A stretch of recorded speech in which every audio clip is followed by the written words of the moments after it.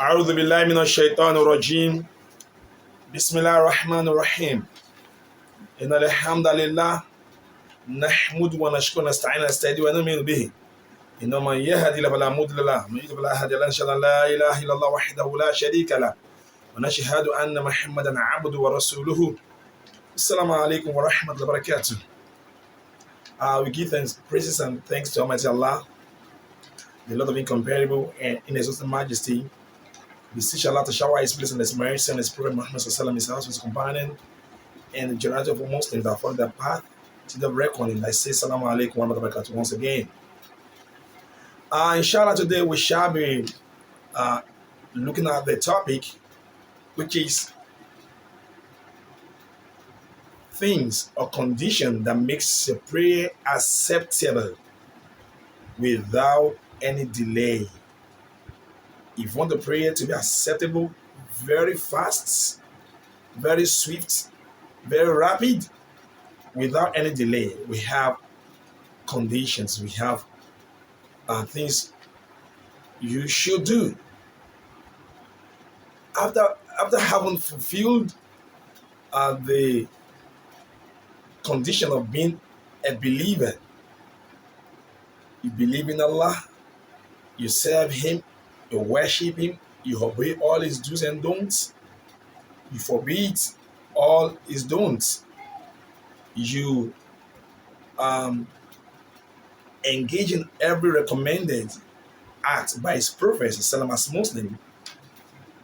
So what are those period or condition as Muslim that you can explore or exploit to make your prayer answerable very quickly? The first one is in the Nuzul Matar, when rain is falling. During the rain, rain is a source of blessing. And with rain, when rain is coming, it's coming with a lot of blessings. So it is recommended that if a Muslim pray when the rain is falling, is descending, such a Muslim will have the opportunity for his prayer to be answered very swiftly, very fast. So that's number one period or condition. Number two is when Mu'adhin is making an adhan in the mosque.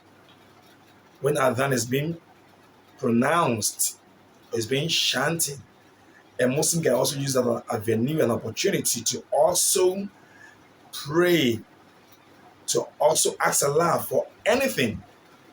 When adhan is being performed, ask Allah for anything, both mundane things and the things of hereafter, be it money, be it promotion, be it job, be it sound health, be it family needs, whatsoever.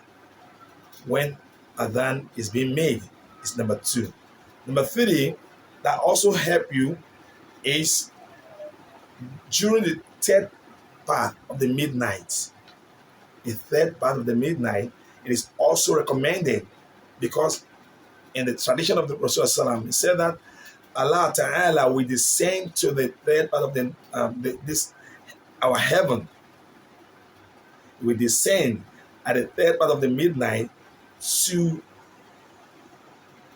give attention to answer prayer.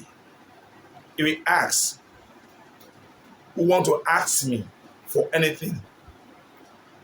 Then I fulfill such a thing. Who want to seek forgiveness? Who has offended me in the days and want to seek forgiveness in the midnight? Come with your sin, I shall wipe them away. Who want promotion? Who want this and this? But during this period, most of us must have been let off.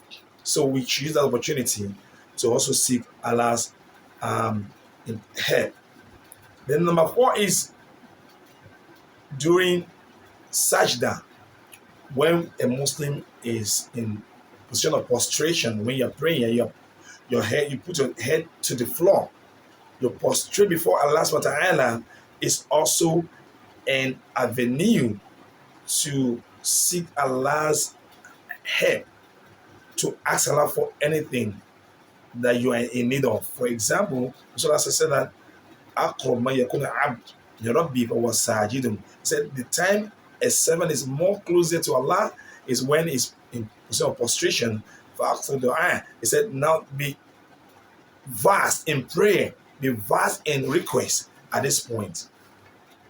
And it's not at the last sajda that most of us used to believe today.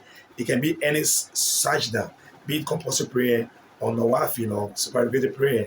We are also allowed to ask for anything. Number 5 is during sojourn, during voyage, when you're on traveling. When you're on traveling, during traveling, it's also an avenue for a prayer to be answered. Just like in the hadith of Rasulullah is talking about a particular man who traveled. He said this man has an opportunity that Allah answers his prayer. But one thing that prevents his prayer to be answered is what he hits is haram, what he put in is haram. He was fed up, he was raised with things that are haram. They say, how will Allah answer his prayer? So when you're on traveling as Muslim, it's also an avenue for you for a prayer to be answered.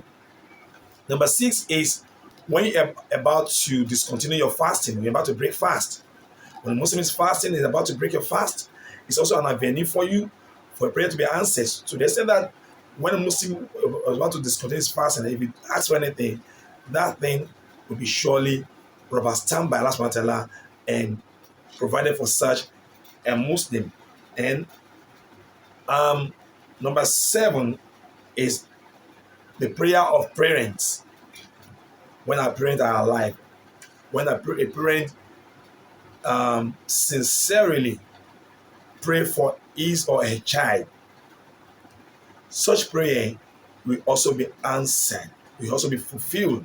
So parental prayer is also an avenue. So we should not lose that opportunity to always allow our parents to pray for us. When you are with them, you pay them visits. So always long for their prayer. The number 7 is when a Muslim recite the Quran.